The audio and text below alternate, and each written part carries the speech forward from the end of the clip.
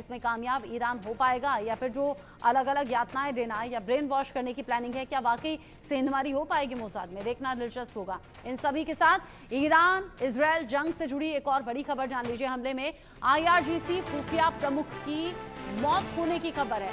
Missile हमले में मारे गए जनरल काजमी, 2 और बड़े खुफिया अधिकारियों की मौत भी यहां पर जानकारी मिल रही है। खुफिया अधिकारी हसन मोहगदे और मोहसिन बाघेरी, इनकी हत्या की खबर मिल रही है। तेहरान में इंटेलिजेंस ऑफिसर पर यह बड़ा अटैक किया गया है। इजरायल के मिसाइल हमले में मारे गए हैं सभी। इससे पहले न्यूक्लियर साइंटिस्ट की जान गई, साथ ही साथ ईरान के बड़े कमांडर्स की जान गई है और अब कुछ और अधिकारियों की मौत की खबर मिल रही है।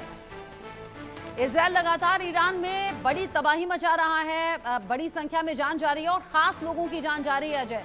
लेकिन यहाँ ईरान की प्लानिंग है मोसाद में सेंधमारी करने की, लोगों का ब्रेन वॉश करने की और फिर ईरान के लोगों को इजरायल में घुसपैठ कराने की। ये प्लानिंग तो चल रही है, लेकिन इजरायल तो बार बार बड़ी चोट कर रहा है ईरान पर, होगा कैसे?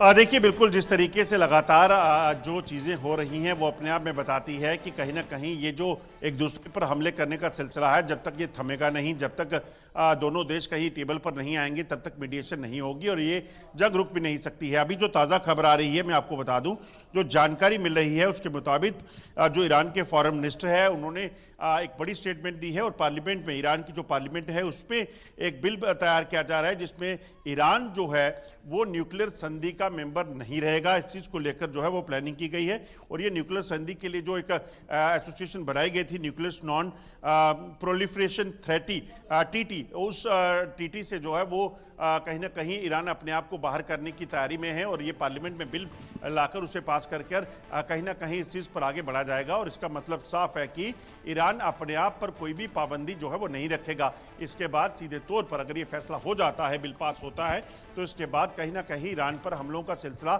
तेज होगा और ईरान पर ना सिर्फ इजराइल बल्कि आपको बता दूं कि इससे इस चीज़ की आशंका भी बन जाती है कि हो सकता है कि अमेरिका भी ईरान पर इस पे जो है वो हमला करे। तो ऐसे में इस TT से बाहर होने का मतलब साफ है, ईरान किसी भी तरह से उसके लिए जो है वो प्रतिबद्ध नहीं रहेगा, किसी भी तरह से तैयार नहीं है। देखना होगा आगे दिलचस्प कि क्या कदम उठाए जाते हैं ईरान की ओर से और इजरायल की ओर से। बहुत शुक्रिया आपका अजय जांडियाल, ये पूरी जानकारी दर्शकों तक पहुंचाने के लिए। आगे बढ़ते हुए सीधा